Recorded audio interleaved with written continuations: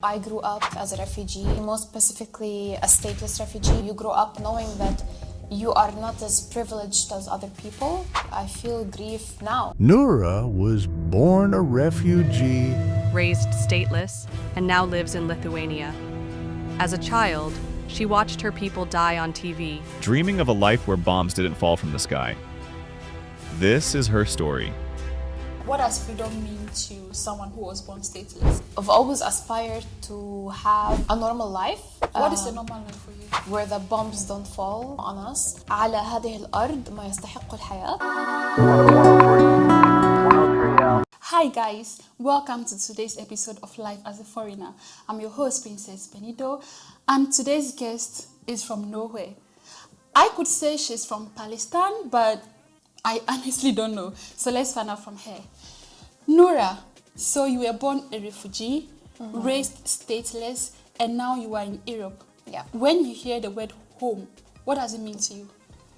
I think that the word is a very complex concept. It can mean different things for different people. It can be something physical for some, a space for others, a person for other people. For me, so my story is that I'm originally from Palestine, but my grandfather was displaced from Palestine when he was 3 years old, and he ended up being a refugee in Lebanon with his family. So I grew up all of my life as a refugee in Lebanon, and actually more specifically a stateless refugee because Palestine got occupied, so it is not legally recognized as a country. So that's why I'm stateless also. After 18 years of living in Lebanon, I moved to Malta. I got a scholarship there and I studied my bachelor's. And then I met a Lithuanian guy in Malta. In Malta? Yes. Wow. Yeah. What are the chances? Yeah. And I met my now Lithuanian boyfriend in Malta, and I decided to move to Lithuania 3 years ago. So for me, the word home is very complicated because you're belonging everywhere and belonging nowhere at the same time. Yeah. How long have you been with your boyfriend, your Lithuanian boyfriend? For around 6 years now. 6 years? Yeah. That's a lot. Yeah. Oh, I see. So for you, home is nowhere. Yeah. Oh, okay. It's at the same time, do humans have necessarily to belong somewhere? Maybe it's just a concept that was imposed on us, but maybe we shouldn't really have somewhere that we truly feel that it belongs to us.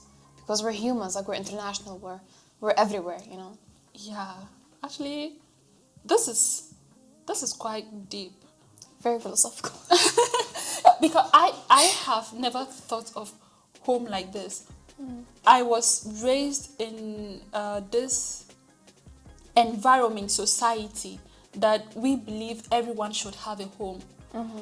And literally, when I say home, all I could think about is the village I was raised, the town, the house in which I was raised. That's what I think about when I hear the word home. And even here in Lithuania, when I say I'm going home, I literally mean Ghana, the home in Ghana where I was raised. But here I say it's my second home, but I cannot really fully say it is my home. At least that's how I feel. So you saying this, it's deep, and I've never thought of it that way. Yeah, it makes a lot of sense. Yeah. In your bio, your Instagram bio, you mentioned Safura. Am I pronouncing it right? Safuri. Safuri. Yeah. Where is that? It is a village next to Nazareth in northern Palestine. It's in northern historic Palestine before occupation. And does it still exist? Well, it's not inhabited anymore because it's kind of destroyed. Oh. After the establishment of State of Israel, so it got the city got occupied. So the village got destroyed. That's why my grandfather got displaced with his family. Okay, so is this a place you've been before, or it's just a place you've been to in your heart? It's a place where I've been to in my heart, not physically, Physically. unfortunately. Yeah, But would you love to visit someday? definitely. Yeah, to me, like I said, that home is nowhere, but at the same time, for me, Palestine is a home. Although I've never been there, never visited the place. So I have like a relationship with Palestine and my village, Safuriye, where it is. I call it the inexperienced nostalgia, where like you get nostalgic to a place where you've never been to, which is very weird. Like because you usually experience like the things, and then you get nostalgic to them. But I've never experienced them, but I still get nostalgic. So that's how I feel about it. That's cool. Yeah. What do you carry with you from Lebanon, from Palestine, from Malta, even from Lithuania? Not in your suitcase, but in your soul. I feel like the common denominator, that's a word? Yeah, denominator out of all the places is that the kindness of people. Yeah, it's not something physical, of course. It's that no matter where you go, you meet these amazing people and you feel like there are no barriers and that human relations transcend any borders. So, yeah, that's what I got from all these places. So for you is the kindness. Yes. Do you think these people are kind to you because they think you are special?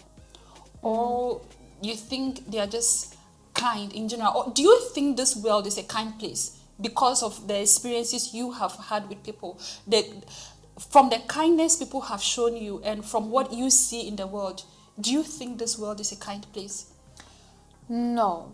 It is very cruel and very inhumane. But when you travel, you build your own community and you try to find people who have similar values as you. So that's how I formed relationships throughout the countries that I've lived in. So yeah, I think it's very beautiful. Okay. So you are the kind of person who surrounds yourself with people who you believe should be surrounded. You should be surrounded with. You just don't mingle with any kind of person. Yeah, I mean, of course, sometimes you meet people who are not nice at all or have negative vibes from them. But always, if you feel like comfortable with a person, you build a relationship with them, and that's how your circle grows. I see. How is it like growing in a world where you belong nowhere? It is very difficult, honestly, but I feel like it gave me a lot of insights about who I am, and I got to a place in life where I feel like I'm such like a small particle in this world. Like, okay, I'm Noura, I have my own life, personality, but at the end, I'm really no one. Like, we're 7 billion people around the world, so you're just like a small particle in this huge universe, you know? So it's not like I'm special or anything. I mean, like, of course, I'm amazing. I'm sure you're so special to your boyfriend and your family. Yes. Yeah. When you introduce yourself to people, do you say, I am Palestine? And do they really understand what this means? Because even when you came here and you were introducing yourself to my friends and sisters, what they heard was Pakistan. Yes. Yeah. Yeah. It's a common misconception. Yeah, when I introduce myself, I always say, hello, I'm Noura, I'm from Palestine. Sometimes people don't know where the place is. And they tell me, oh, like, we go in a conversation and I later find out that they think it is Pakistan. But it's Palestine. So yeah, I always introduce myself like this. Um, um, yeah, and I always make sure to say that I was actually born and raised in Lebanon because they always ask me about Palestine, but I've never been there. And you don't know much about it. I know a lot actually, Oh, yeah, but from I've never just been there. reading, researching, right? Yeah, from researching, reading, family stories, a lot of things. What does statelessness mean in daily life? Like access to education, healthcare, travel, like what does it feel? What is the real experience of being stateless? Okay. I feel like honestly it all comes back to a basic idea, which is that being stateless is being deprived of a citizenship. And I think that this is like the most basic thing that it's a basic human right that everyone should have, and I don't have. It gives you a lot of like challenges when you want to travel, when you want to get a visa, when you of course I cannot vote because I don't have a country to vote to, so I'm 25 and I've never voted in my life. So yeah, it's maybe you don't feel it every day, but from time to time you see that there are a lot of like there are not many opportunities for you as much as like other people.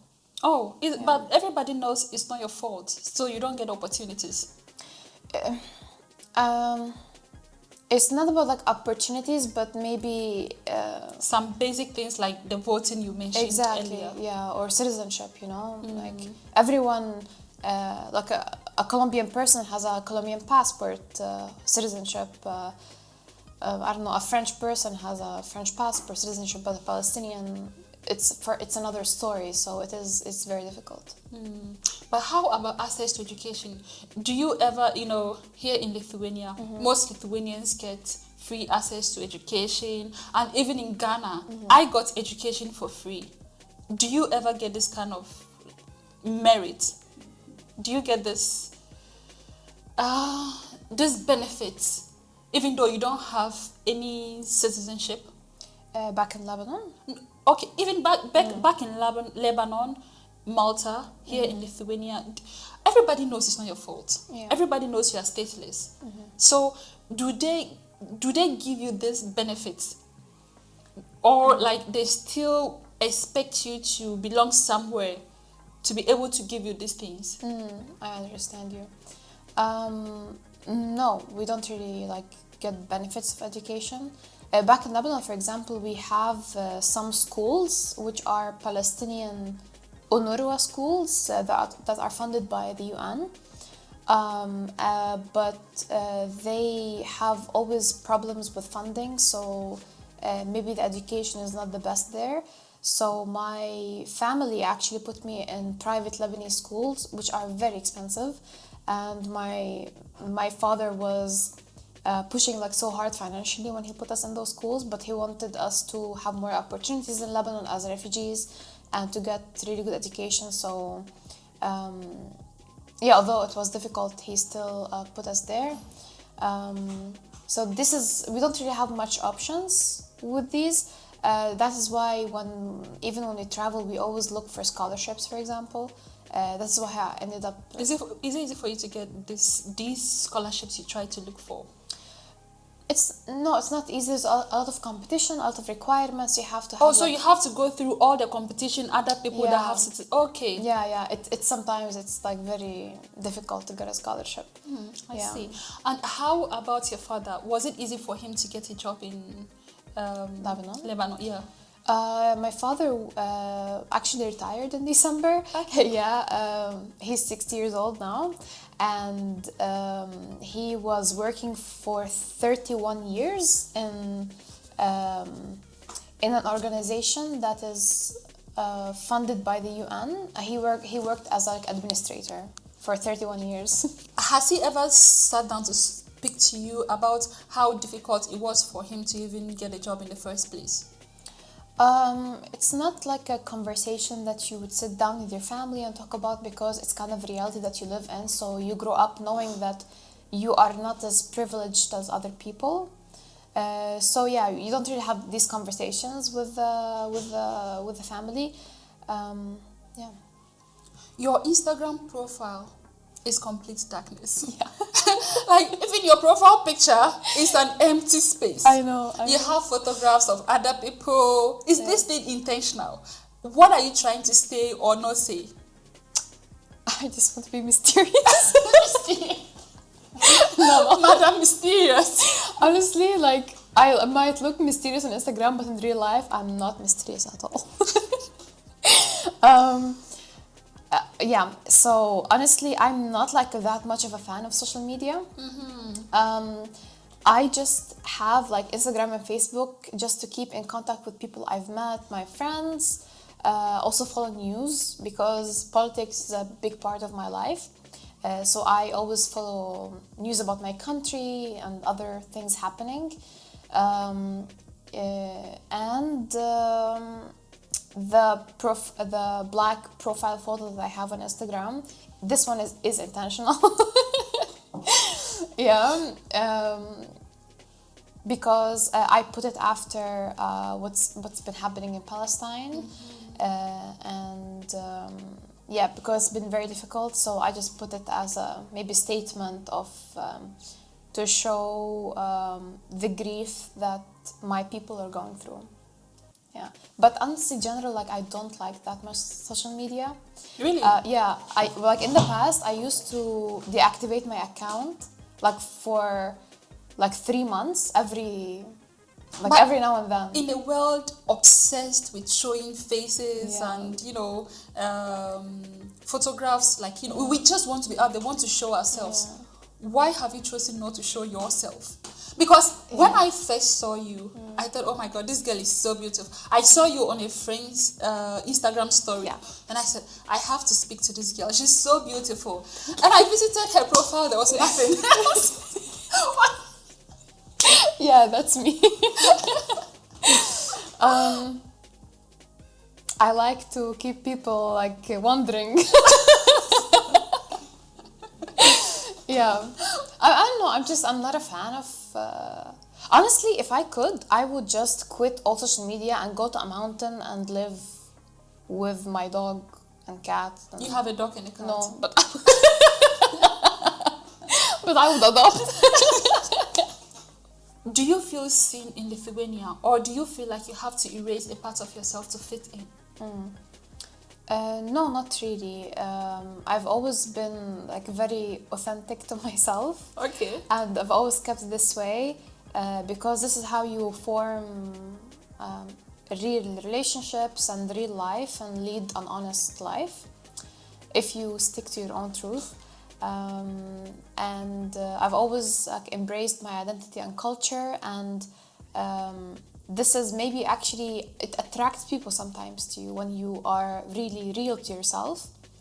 But at the same time, I think maybe my experience would be different than other people because, unfortunately, I'm more privileged than others when it comes to my skin color, being in Lithuania as a white person. So I pass as a white person in Lithuania. They think I'm Lithuanian sometimes. Yeah. So my experience cannot be really generalized of people's acceptance and positive reactions to me because I have a lot of Asian and African friends where they don't have such good experience as much as me. So yeah, unfortunately. I see. What is your first memory of realizing you were different, unclaimed, like other?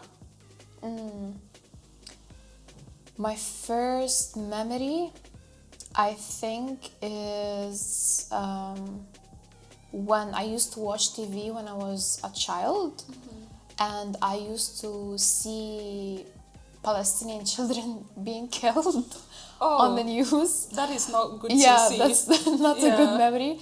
But I just have always wondered, I've always knew that I'm different because I felt that the lives of children who look like me, who are from my people and nation identity, don't really matter to the world.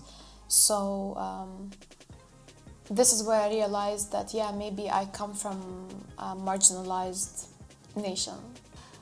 Well, in my opinion, it's not like the world doesn't care. Somebody like me, I care. But what can I possibly do? I know I can do a lot. Even a cent would mean a lot to somebody who is suffering there. But aside donating a cent, to what extent can I go to save these kids? See what is happening in Ukraine. People want to help, but they just don't know how. So I think you shouldn't ever feel like the world doesn't care. Understand that we live in a selfish world. Everybody is so obsessed with themselves and doing things for their own gains. But at the same time, they care. Because humans are not animals. Even animals. Because sometimes when you are doing like, when I'm playing with my baby in a way that is like too harsh, the dog comes in. Like, for him, he's like, whoa, whoa, whoa, he's trying to save the child. So I feel like even dogs care. So people care. It's just rather unfortunate that the ones that really have the power to help this kind of situation, maybe they are not doing much, but majority of people care. They just don't know how to help. Have you ever felt grief for a home you've never been to, like you've never lived before? I mean, Palestine. Have you ever felt grief for this place? Definitely. Yeah, I think even when you were saying you watched the TV, you mentioned that you felt you were different. But to what extent is your grief? And you changed your Instagram profile, but like this is just on social media. A statement, yes. But for you as a person, like, to what extent is this grief for you? And even, do you feel any grief for it at all? Because you know it's your home, but you've never been there. Yeah. Of course, I feel grief every day. I feel grief now, the moment that we're talking. To me, grief comes in different like shapes or forms, and people adapt differently to them. It doesn't mean that like one person is stronger than the other person, but it's just that the way that you deal with the grief. And sometimes grief can be so calm and peaceful, and sometimes it's like so angry and waves of rage, so it comes in different ways. But to me, what I prioritize my mental health a lot. It's important. Yes, definitely, like for all people, to prioritize their mental health and to find ways to adapt. And I think it's important actually to talk like about it with people that you are like comfortable with. I write my emotions a lot. So for me, this is a way of dealing with the angry feelings I have or the sad feelings. Yes, it's like everyday battle. Grief is definitely. And it's normal. And actually, sometimes it's not always like bad to feel sad, because sometimes I actually like myself like feeling sad. It means that you're feeling. That you have like sympathy and emotions. And but you have to also have emotional intelligence, know exactly when to show these emotions, when to not, when to adapt, when to not, when to like cry and vent everything out, all these accumulated emotions, and when to not. So it is not easy. Yeah, of course, everyone knows you are from nowhere. Everybody knows what your current situation. But I don't think friends would want to be around someone who is always moody, someone who is always crying. Definitely. Yeah, because they have their own problems. So I think you are doing good. Thank you. Yeah. Because when I met you, if I didn't know anything about you, I couldn't be able to tell that, no, this girl is from like from a state of grief. Yes. You're handling it well. Yeah. Okay. How do you keep the memory of Palestine alive? I think I always think of honoring my country, and I think of the best way to honor Palestine for me and to remember it all the time is to celebrate the culture and the beautiful identity, and to talk about it, and and never be scared of saying I'm Palestinian. What culture do you celebrate? Like, is it the language you speak? Because I am here in Lithuania as Ghanaian. Sometimes I really miss home. So this is what I do. Yeah. I make Ghanaian food and I eat it. I dance to Ghanaian Afrobeats. I speak my language. This just reminds me that I'm Ghanaian. Yeah. How do you celebrate your culture? I have some Lebanese and Palestinian friends here in Vilnius, and we gather like a lot, more than the usual. And I just get so happy that I have a chance to speak in Arabic, my native language, and we had a lot of gatherings where we cooked Palestinian and Lebanese food. So it is a way of like celebrating, definitely. That is how you feel like, okay, maybe I'm not that far from home, you know. The energy in your post highlights like something very deeply political. Do you consider yourself an activist? No. Okay, because when I visited your Instagram profile, I saw this lady carrying like some billboard, and unfortunately I couldn't read it because it was in Arabic. It was in I was like, Arabic, okay, what is this girl up to? Yeah. Like, yeah, from time to time, if I want, I go to protest. Oh, yeah. So you are not an activist. I am involved, like, in some events happening for Palestine. If there is help needed, I help people who organize things for whether like protests or events. But I do not call myself activist. I think it's a very big word, and I'm not like worthy of it, honestly, because they're like activists who are like changing policies, you know. You are a small activist in your own way. At least on Instagram. Yes. Black photo.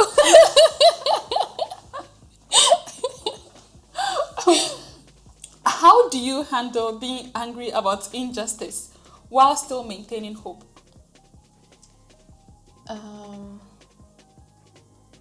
I always make sure to express myself, honestly. And I always let the world know where I stand. And I try to educate myself about other issues, because I don't think that me as a Palestinian, I'm the center of life. I'm not, as we said previously, like, oh, I'm so special. No one's special. Like, there are so many people worldwide. There are so many amazing people doing a lot of great things. But you're also amazing. You're also special in your own way. Thanks so much. Just not like everybody. I am the special. We're all amazing, you know. Yeah.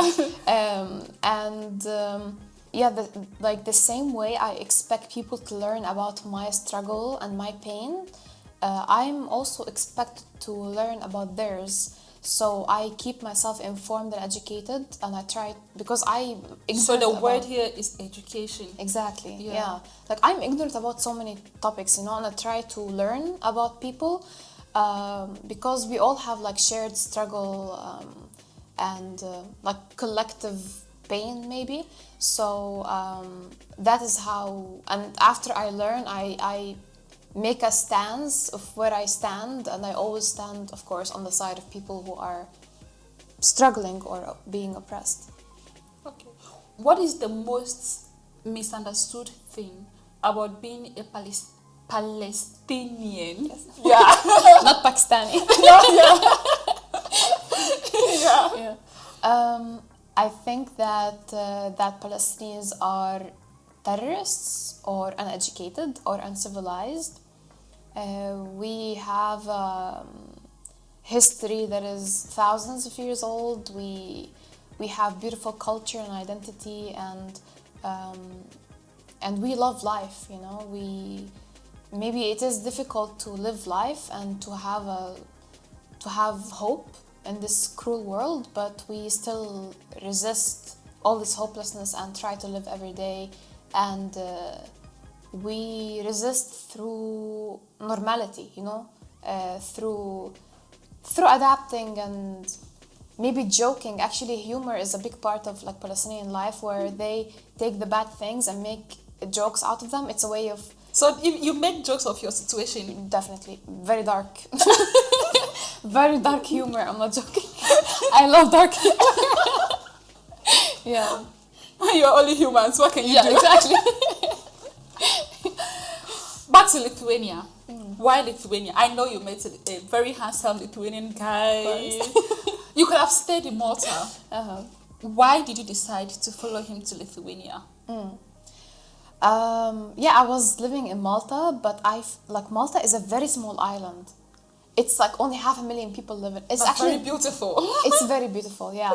But it got to a point where I felt like it's too small for me, and I need like a bigger country. And you came to Lithuania. Yes. Well, it is bigger. Come on. It is bigger, but to what extent? Okay. Okay. I didn't have a lot of options. I don't know. Yeah. It's okay. We can accept the Yeah. love. We can accept. Oh, love made me do it. Exactly. We can. Actually, it's true, yeah. In a way, like, and my boyfriend was Lithuanian, so I was like, do I really have a choice? You really don't have a choice. But Lithuania is very beautiful, and I really love it. Okay. Just to not to put so much criticism. Have you found a community here in Lithuania, or you are still searching? You meet your Palestinian friends and people from Lebanon. Is this the only community you have, or here like there are other communities? Do you even call it a community? Yes, my own community. Okay. I have a lot of Lithuanian friends actually, and they are incredible people. Yeah, so I feel comfortable and happy living in Lithuania because I have a circle that I trust and I feel comfortable with. So living here becomes much easier.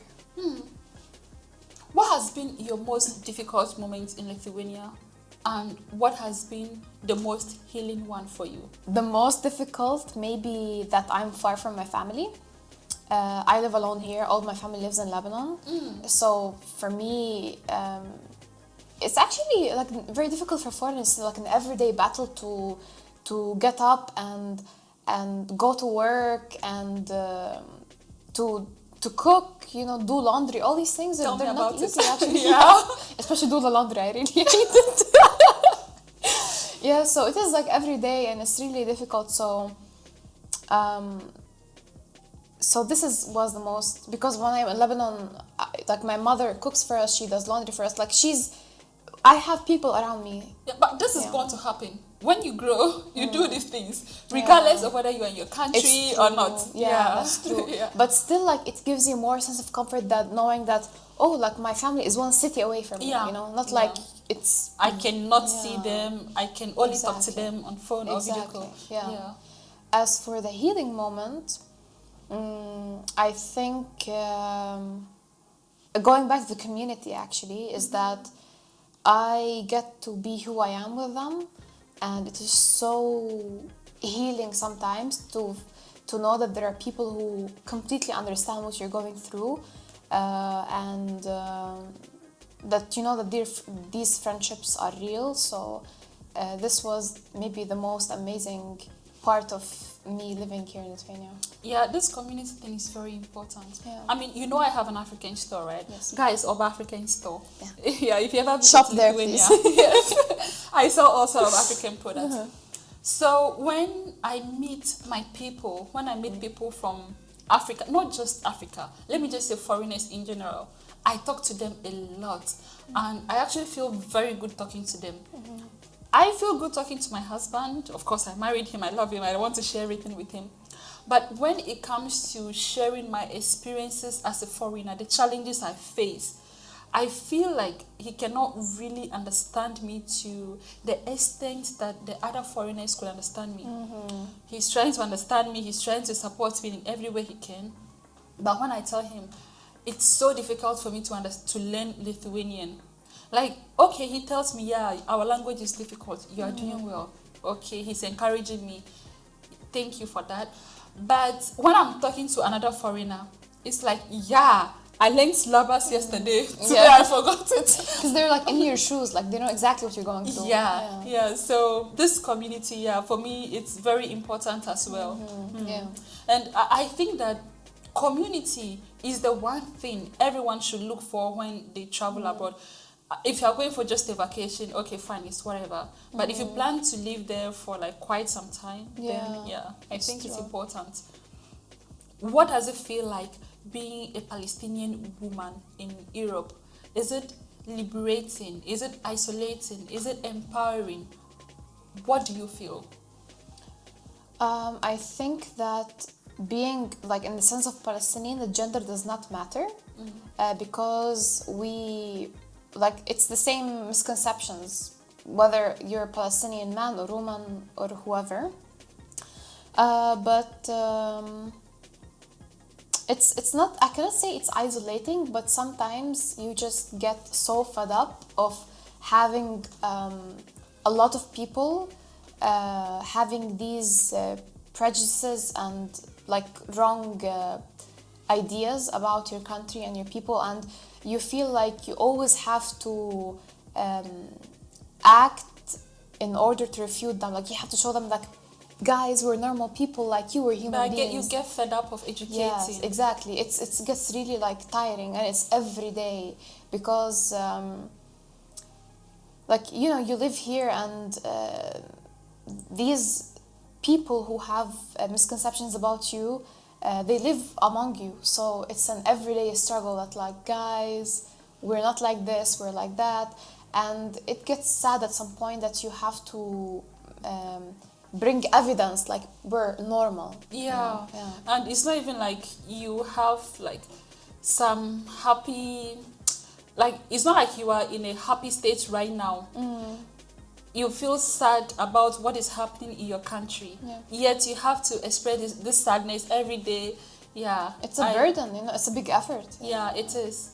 I couldn't handle that as well, because like even for me, when somebody comes, I get a lot of questions. Somebody literally walked to my store and asked if I sold tiger meat. There were other African customers around. For them, it was so offensive. But for me, I thought he was just somebody who was curious. He wanted, because he didn't ask it in an offensive way at all. He was just like a regular Lithuanian guy who walked in and just wanted to know the things I sell and the food Africans eat. Because he saw my freezer, I told him we sell meat, but the question is, what kind of meat do you sell? And he just couldn't understand that I sell African meat. Cow is so normal. So why would you sell cow meat and say like it's African meat? So he genuinely wanted to know what kind of special meat I sold. And like at my store, yes, I feel like I like it when I am explaining my products to people. But when I'm out there and I get a lot of misconceptions, and you constantly have to educate people, indeed, it gets tiring. What is the one truth about the world you would love your child to know, like at a very early stage in life? If I have children one day, I think that I would like for them to know that that all these borders are just there in our heads, and that you can form a relationship with any human and connect with them on a human level. Maybe to me, someone who's Cuban might be closer to me than someone who's Palestinian or Lebanese. So I want them to know that they are global citizens, as they call it, and they can and I want them to be humble, like no matter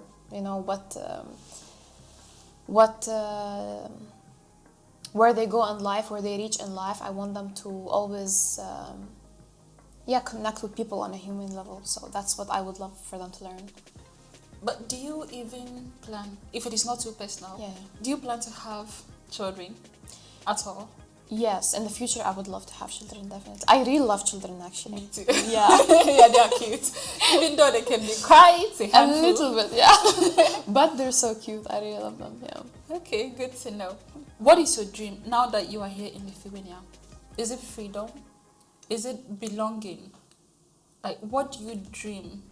What do you aspire to have here in Lithuania? Honestly, it's a very like normal thing to say, but I really, really have always aspired to have a normal life. What is a normal life for you? A safe environment that I wouldn't have to worry about my future or the future of my children, where it is where the bombs don't fall, on us,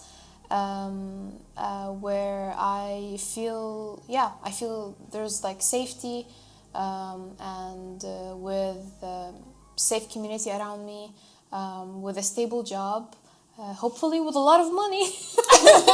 Very important. Yeah. And I was actually like thinking, like in the future maybe I would like open a Palestinian shop. So I was like thinking about it recently. I was like, maybe that's my dream here. Yeah. I can't wait to visit that. Yeah. It would be so cool. Yeah. It would be something new, Do you think identity is something we inherit or something we build? It is something we inherit, but it is it doesn't matter, It doesn't matter if we inherit it, but the essence of it is that how we work on it. Like everyone, you're from Ghana, you have your Ghanaian culture, and okay, you were born with it, but you never really chose it. But the beautiful thing about it is how you reflect yourself like with it, and how you present it, how you embrace it. So this is the beauty of like, okay, you have a culture, but how do you work with it? So for me, it is both. If Palestine was a poem, what do you think its first line will be? I think it's from a very, very famous poem from a Palestinian poet. His name is Mahmoud Darwish. Mahmoud. Actually, it's really good. Oh, thank you. First attempt. I feel so good. Yeah, actually, you should be proud. And the line says, على هذه الأرض ما يستحق الحياة, which means... I'm not going to try this. Yes, okay. Which says, on this land, what makes life worth living. And actually, this is my necklace. It says على هذه الأرض. It's the same like line. Okay. This is like a Palestine necklace, and it says the same what I'm saying now. I wear it like next to my heart.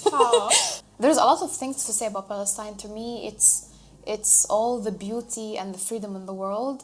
But it's like so difficult to find like one single poetry line. You're just giving me one, and I like it. But yeah, that's the line I would choose. What did you say the meaning is?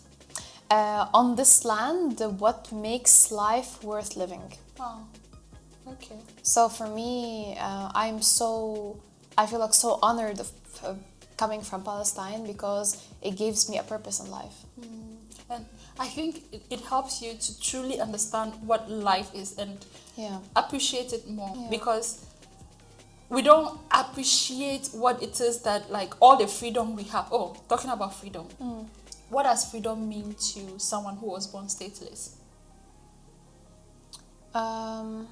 Freedom to me is being able to be yourself and express yourself without the fear of people judging you or even dehumanizing you in some ways. Freedom to me is being able to walk freely on your land, being free from occupation, being free from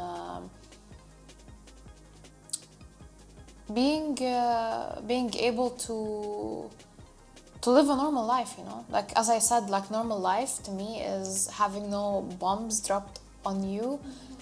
So this is what freedom is, and it's very precious. And I feel like people who have freedom, they take it for granted because Yeah, they don't value it. yeah, exactly, because they were born with it. They don't really maybe know what it means to have it lost. But for coming from like as a Palestinian, for me freedom is something that we are fighting every day for, so it means the world to us. Like we would die for freedom, so which is like we would die to live, which is like a very Yeah. contradictory like idea, but that's freedom to me. I mean, even if you die while trying to fight for this freedom. The generation after you will be able to live freely. So Exactly. at least your death is not in vain. Exactly. Yeah, Yeah. yeah. Do you aspire to become a citizen of any country? Yes. My goal like is to stay here in Lithuania and get citizenship. Yeah, because For you, I it's want important. yeah, I want to have citizenship, you know. And do you think that getting the citizenship would change the way the world sees you or the way you see the world? Would it change anything about you at all? I think it would change how the world sees me, but not how I view the world, because I'm very sure that I will stay the same Noura as I am. And I will still like Your eyes have seen things. yes, yes. And I will still like fight for my people's rights and fight for my own rights. I will stay the same person, but unfortunately, if I get citizenship, I think I will no longer be stateless. So I think that people will view me as a normal human being, unfortunately, who is a European, who is white, who is civilized, you know. Beyond politics, the headlines, I mean, newspaper headlines, whatever, all the news articles out there. What is the one thing you want people to understand about refugees or being a refugee? When I was in Ghana, I honestly didn't know what it means to be a refugee. Like, what is it? We had people come, like, we had people brought to Ghana. Where were they even from? I think Niger. And we were told these people are refugees. And I'm like what does it even mean? I didn't know. And later, I had to read a lot to understand that. And I think there are still misconceptions I have about refugees, or there are still a lot I don't understand about it. So, what do you want people to know or understand about this state? I want people to know that refugees, they didn't choose to be refugees. They were put through circumstances that were forced on them, and they had to adapt to them, and that they are searching for a better life, and they're searching for safety, and they are normal human beings like us, but the unfortunate circumstances made their life difficult. What is the one thing you've never said out loud about your story, but you want to say it out loud today, here? I think that sometimes when people meet me, they say, you are the most positive person I've ever seen, and you have been through a lot, and you're like this, like you're such a strong person. But I go through, difficult times. As we said, like I grieve. There are days that are more difficult than other days. There are days that are difficult. That it's difficult for me to like get out of bed and go to work and meet people and socialize. Because as I said, like grief it takes like different forms. Yeah, sometimes I'm just. I'm not like as strong as people think I am, and that is normal, Yeah, you just know how to carry yourself. Yes, yeah. How do you think people can be better allies to people in exile, both physically and emotionally? I think that people should do more effort to listen to the stories of these people in exile and to get to know them, because it's so sad when I see that all of the stories always come from a third party, like about people in exile, but these people never hear these stories from people in exile, so they should listen to them and try to understand their experiences and try to put themselves in the shoes of these people, and I think this is where the sympathy and would be born. But sometimes you don't even get to meet these people. Uh-huh. For I feel very fortunate to meet you in person, but it's not everyone who can get this privilege. Yeah, it's true. So how can they get to listen to their stories? They can only hear it from like the media or stuff like that. Yeah. I think it all like comes down to individual efforts, because I've never like, there are things that I'm still ignorant about, but I do my own individual effort to learn about these struggles. So I expect all people to do the same. So I feel like we all have the resources, like the social media.